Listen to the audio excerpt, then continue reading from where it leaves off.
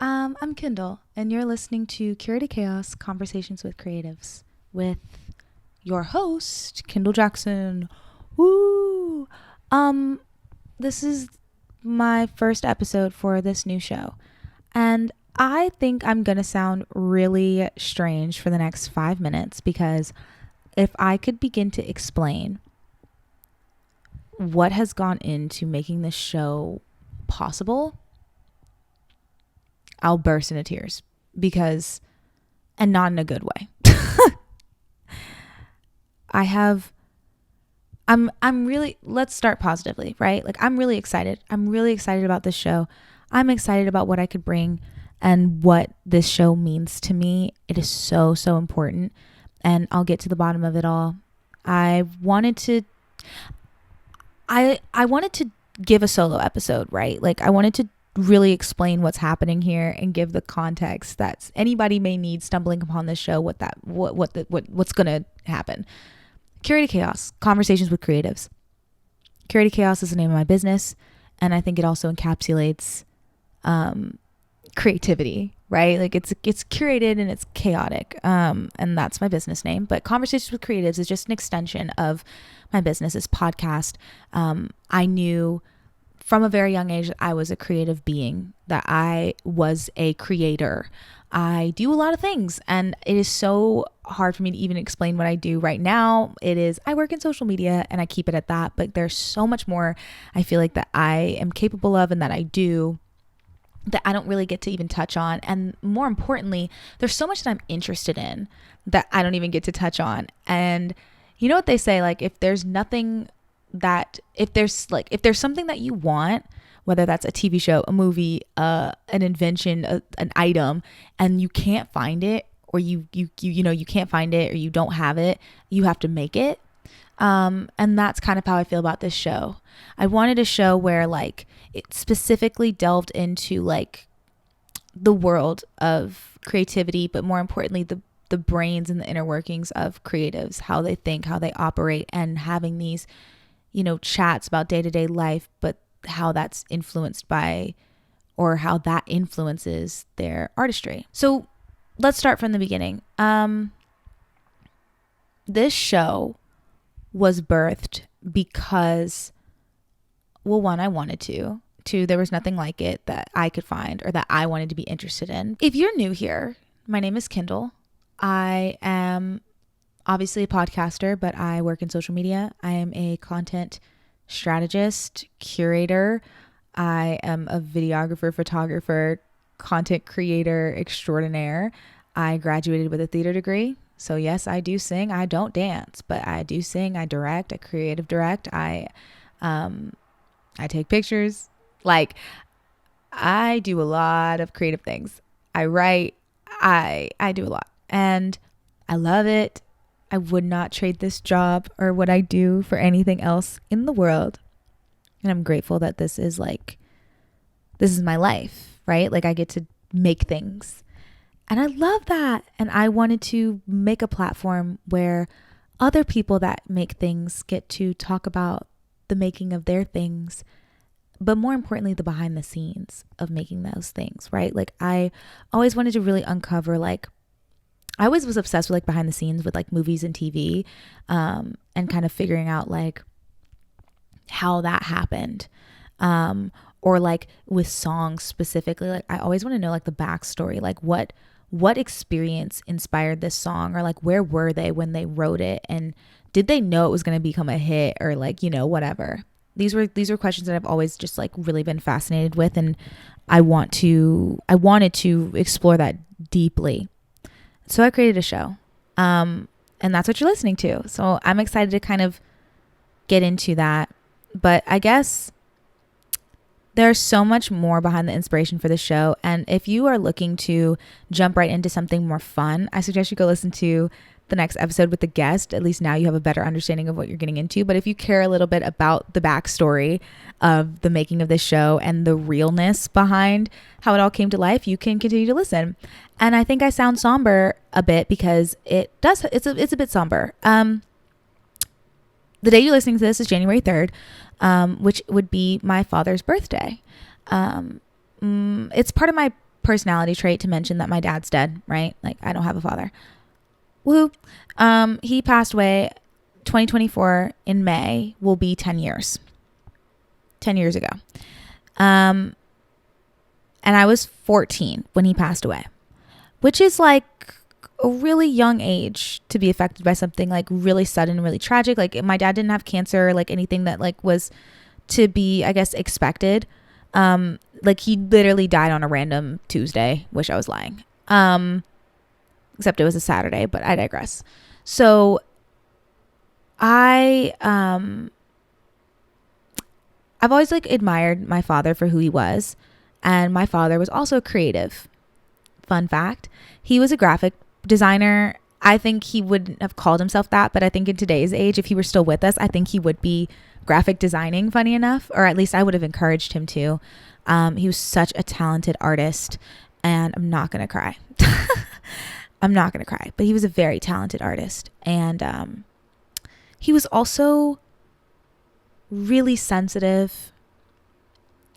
And he had a lot of feelings about the world and how we operate.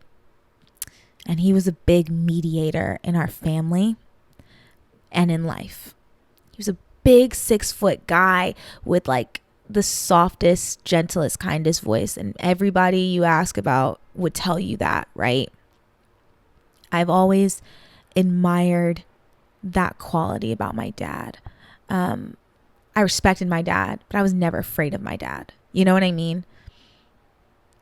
And he always just had this way of explaining himself and explaining others.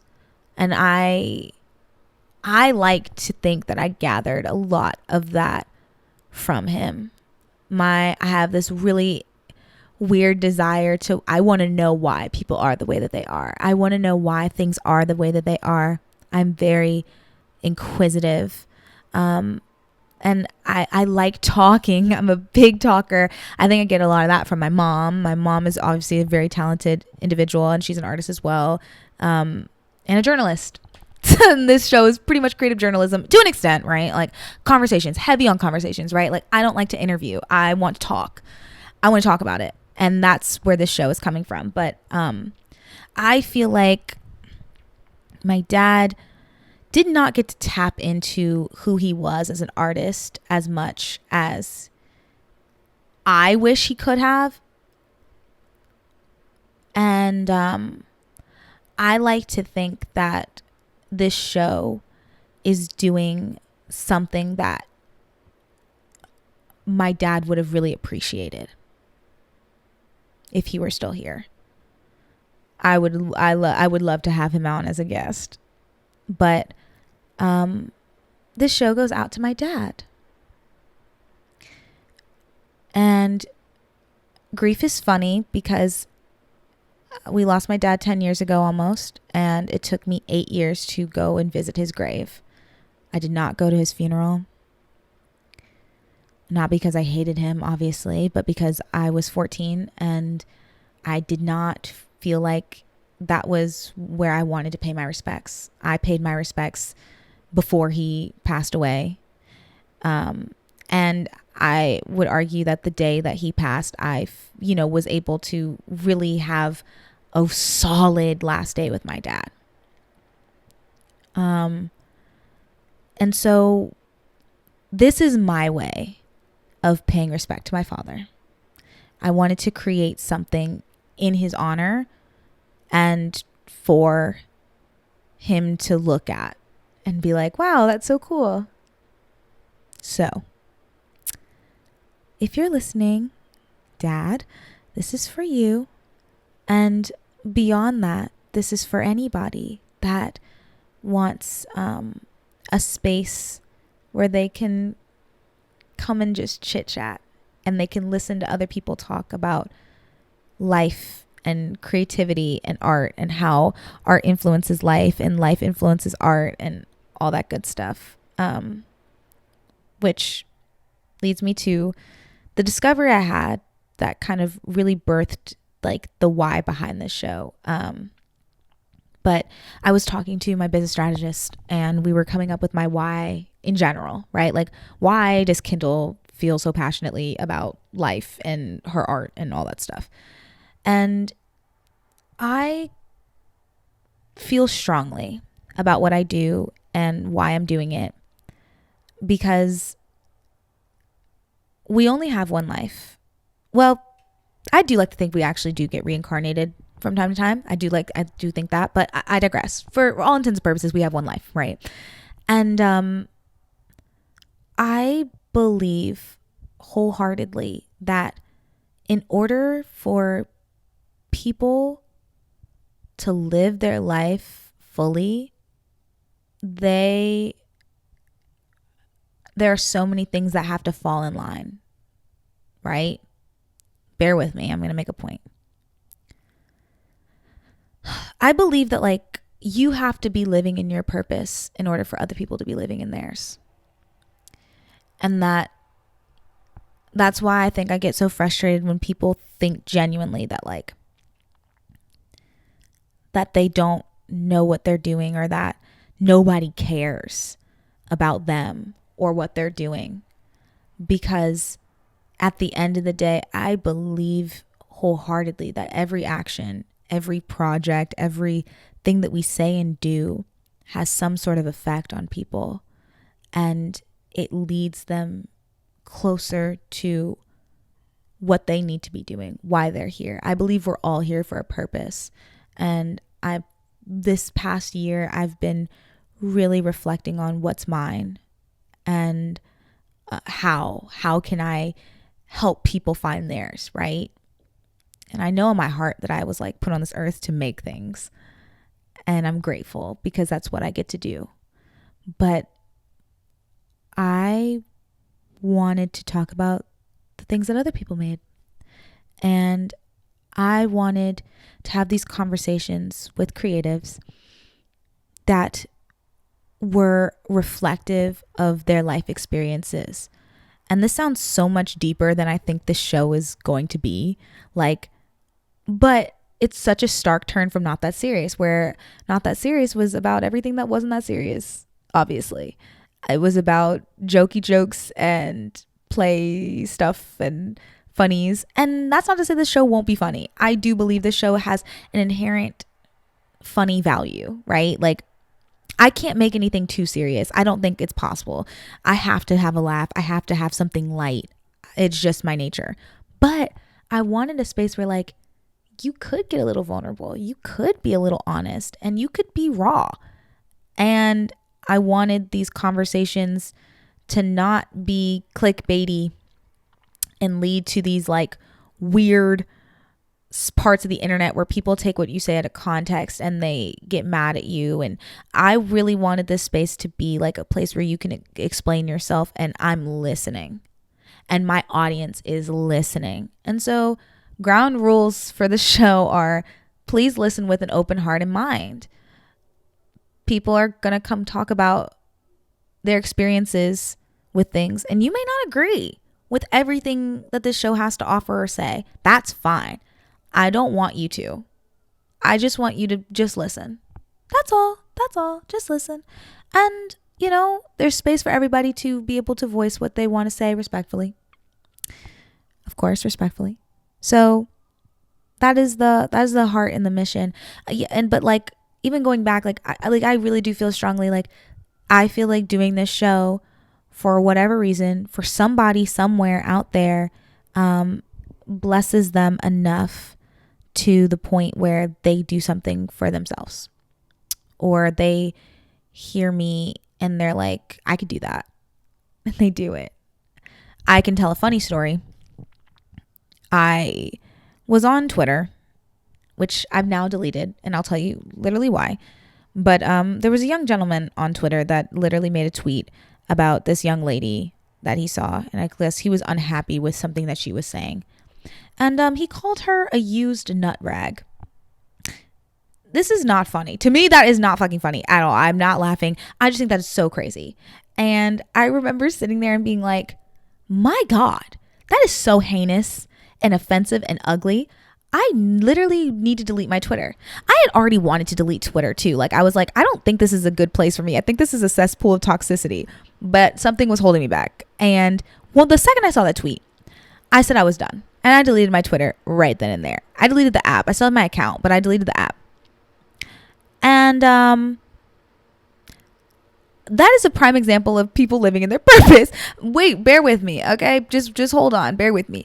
Had that gentleman not tweeted that, who knows how long it would have taken for me to stumble upon something that was just as heinous. I mean, there's no telling, right? There's a heinous tweet every fucking day, and I think I was getting so accustomed to seeing the most vile things hit the internet. But that tweet specifically inspired me to be better. Thank you, gentlemen, for being so fucking heinous and nasty that I got my shit together and deleted that godforsaken app. Thank you. Thank you. And that's what I mean by living in your purpose, right? Like, I believe, like, he felt so strongly about that young lady that he didn't know. He felt so strongly about her. I don't know who pissed in his cornflakes that day or what, but I'll say this. It helped me out. It helped me out, and I'm better for it. So I do believe, like, I'm a big believer in everything happens for a reason. I'm a big believer in, like, you know, you got to do what you got to do. And those things inspire action from other people. And I want to do something that can inspire action for someone else. Think about all the things that you've read, seen, spoken to, and how that has impacted your life or how that has shaped who you are. I think about, and I literally broke down crying in my why meeting about, like, what if your favorite book never got made because the author felt like nobody gave a fuck, or they just didn't want to? They just were like, I don't know. Like, what if your favorite song never got made or never saw the light of day, and maybe your favorite song, like, still hasn't seen the light of day yet because your favorite artist is, like, really insecure about it, but there are thousands upon millions or billions of people that would love it and listen to it 1,000 times over. And I don't know, I think if there's anything you get from this show, it's to just unapologetically live in your purpose, because you do not know who that's going to affect. You have no idea how it's going to impact somebody. And I really want to drive that home because, like, it's huge. It's so huge. So yeah, please live in your purpose. And this show, I think, is my way of trying to live in my purpose, you know? Like, even from the negative perspective of, like, think about, like, I don't know about most of y'all, but, like, I'll tell y'all a story. Like, when I was in high school, after my dad literally died, my junior year, my counselor, she, it was time for me to get ready to go to college. And I remember my GPA wasn't solid. It wasn't that bad, but it wasn't, like, the best GPA in the world, at least not for me. I knew I was better than that, but my dad had died, right? And I remember I looked at my counselor and I was just like, like, what do I need to do to get my GPA up to a 3.0? Because I think it was like a 2 something. It's like, what do I need to do to get a 3.0? Because I knew that was going to increase my chances of going to school or getting into a better school, at least, or getting into a school. Because at the time, I think I was so insecure about everything I did. I can't even get started. I was so insecure about everything. And I asked her, like, what do I need to do? And she was like, you would need to make straight A's. And I looked at her and I was like, okay, all right. Yeah, I can do that. And I'll never forget this, but she looked me in my face. Like, she looked at a 16-year-old and she literally said, you have not made an academic A on your transcript. What makes you think you can make straight A's? I went home and I cried. Like, I never felt more, like, stupid and, like, completely, like, disregarded. I never felt like, that day, though, changed my life. I reference that all the time because I left her office. I went home, I cried, I told my mom, and she was like, fuck that lady, whatever. But I made straight A's the next semester and the semester after that. And then I went to college and I got on the dean's list. And then besides grades, I I told that lady to kiss my ass and shove it up her butt sideways because I made straight A. Like, you literally sat there and told a child, mind you, that she couldn't do something, and she did it. That child is me. And I think that affected me to the point where I literally will never let anybody tell me what I can and can't do. She was so convinced in her head that I would never make an academic A, which, first of all, bitch, I lost my dad. You can kick rocks. Secondly, I think about that a lot because as much as that comment hurt and as much as it like affected my psyche, it affected the fuck out of my psyche. And I do not let anybody tell me what I can and can't do. Damn it. And I think that proved to myself too, like, I can do this. I can do that. All that to say, like, I believe wholeheartedly in like everything happening for a reason. And like, even negatively, like even when bad things like that, which like, I'm not talking about death. Please don't get me wrong. Like, I'm talking more of like when people say mean things, or like I referenced the Twitter thing earlier, like,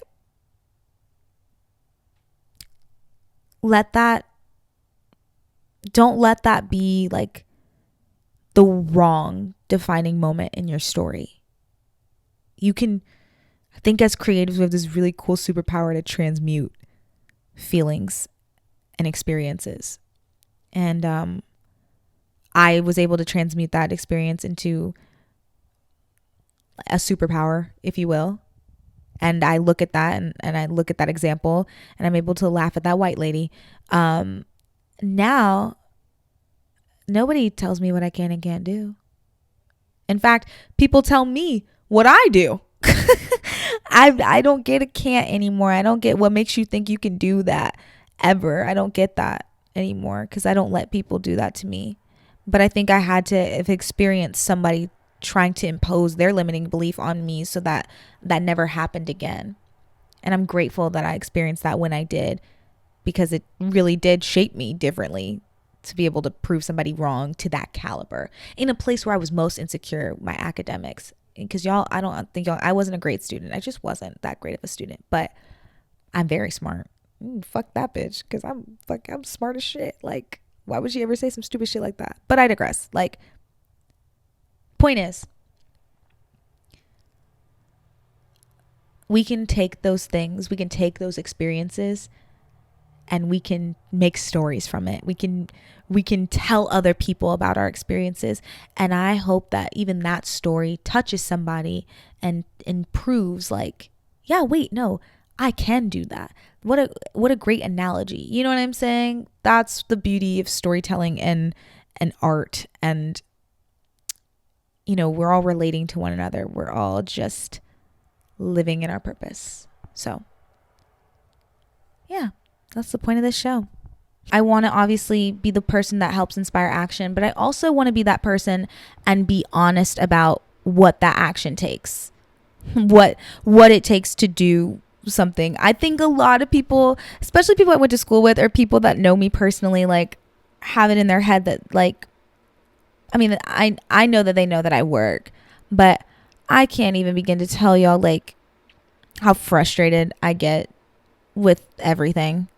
And funny enough, I knew that I wanted this show to creatively, like creative direction wise, like there's a reason why this fucking this set is the way that it is. I wanted it to feel cozy. I wanted it to feel nice. But more importantly, like obviously you see this like studio vibe I got going on, like with the fucking poles. You see the poles. I've had people DM me and be like, oh, you should like get a curtain, or like, you know, you should get a wider roll. Okay, I hear you guys. I really appreciate your love and support, but like that wasn't the vibe I was going for. And you know what? Maybe I'll regret this in a couple of years, right? I'll look back on this and be like, that was a dumbass decision. But I think overall, like I want to encapsulate like the process. I think life is one big trial and error, right? And like with this podcast and specifically with my creative endeavors, like I look at everything I'm doing as a big trial and error. And I started podcasting 3 years ago in my apartment right as I was graduating college, and I've been podcasting since, and I have grown so much from that. even just matured into the equipment that I'm using. And now I'm in a studio, quote unquote, space. It's a bedroom, but I digress. I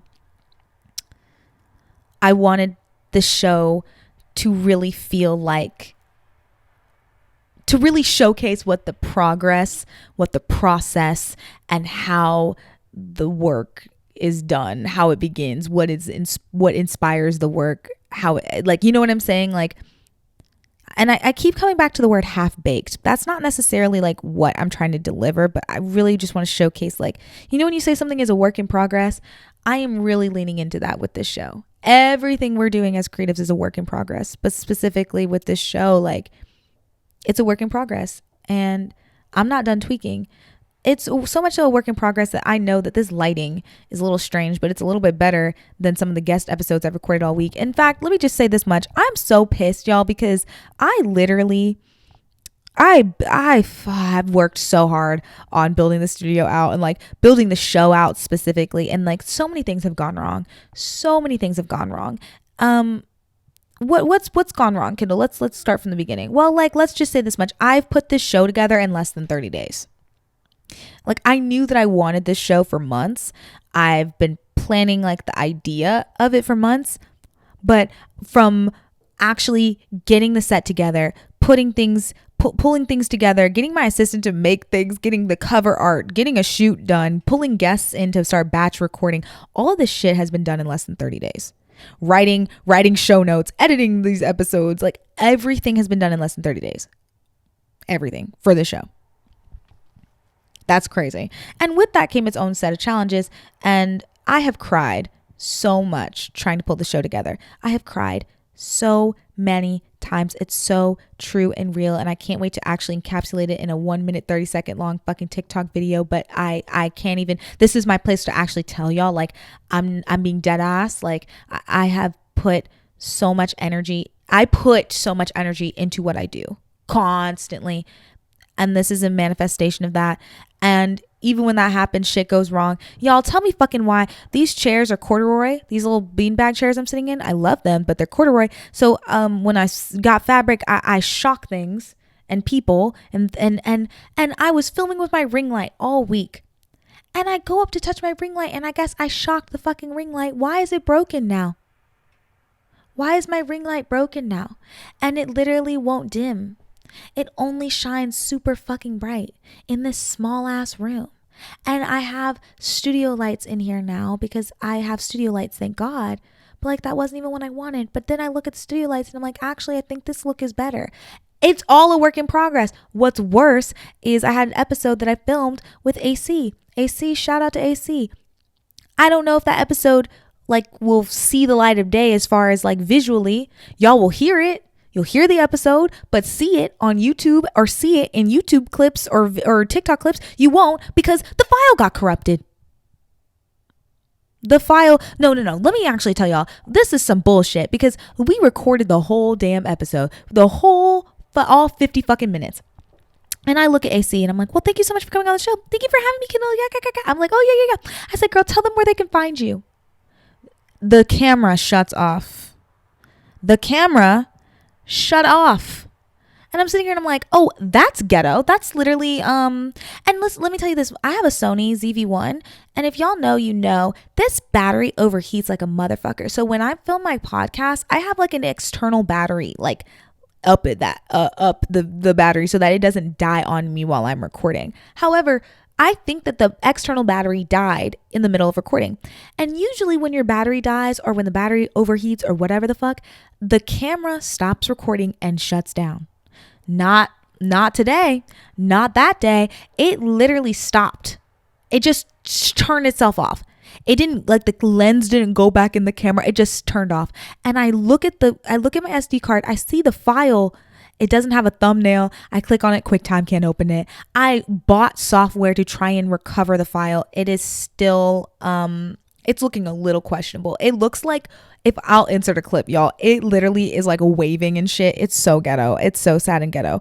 I don't know if that episode will see the light of day. I keep praying to God. I'm like, Lord, can you please fix this for me?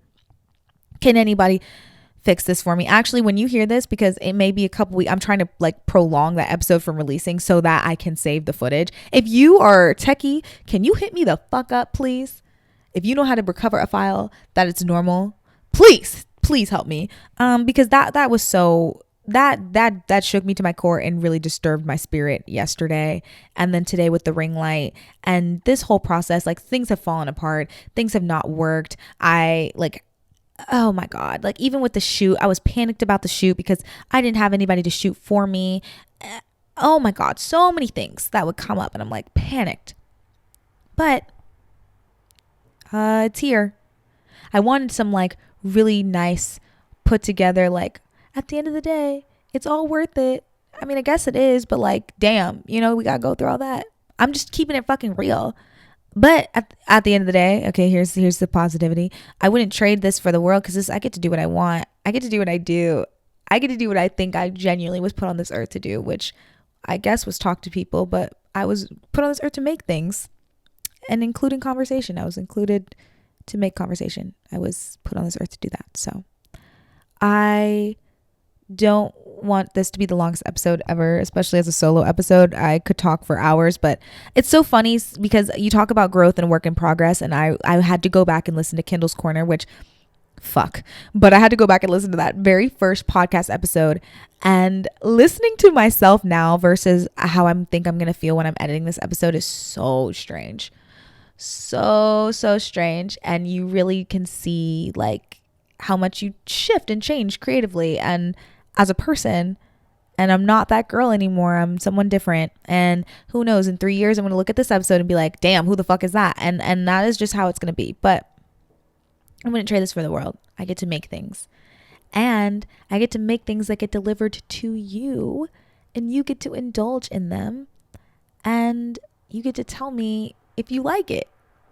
And a lot of y'all tend to like it, so I fuck with that. And thank you for fucking with me and listening and watching and commenting and liking and sending it to people and telling me that you like it and that you're inspired by it. I will start crying. But I have never in my life felt like anything I did was important until now. I'm here to tell you that everything you do is so important, and you never know who's watching you. But more importantly, like, make yourself proud and like do the thing. Make the thing. Do the thing. So yeah, with that being said, I'm releasing episodes for this show every single Wednesday. There's already a guest episode for you to go and indulge in after this, or you've already indulged in that, however you choose to listen to the show. But I am really excited to take y'all along for this ride because I do believe podcasting fulfills me in a way that nothing else I've done fulfills me. So I'm just glad to be back on the MIC. And if you're a big fan of Not That Serious, I really do think you're going to like this show, especially if you just like to hear people talk. It's a little bit more vulnerable. It has a little bit more of a purpose than Not That Serious. Sorry. But we are going to have some giggles. We're going to laugh. We're going to make jokes, and we're going to have some tea. We're going to have some tea to spill. So stick around. I'm really, really, really, really excited. But more importantly, I'm really grateful that you're here and you're along for the ride. So if you like this episode, or if you like the sound of this episode and the rest of this show, like the anticipation, that is a word, anticipation, the anticipation of it all. Like this video, send this to somebody, share it, rate it 5 stars on Apple Pod. Wow, I can't speak today. Sorry, this is a work in progress. It's not perfect. I don't know what else to say. I'm striving to not be perfection oriented, but Apple Podcast or Spotify, rate it 5 stars, leave a review. Please leave a review. And let me know how you vibe, because I am really looking forward to hearing like how this show is going to be received from so many people. So yeah. Yeah, thank you for listening. And I'll see you guys in the next episode, or I'll see you next Wednesday. Ooh, new day. New release day. How do we feel about Wednesdays, y'all? On Wednesdays, we listen to Curated Chaos, Conversations with Creatives. Okay. Yeah. I'll see you guys later. Bye.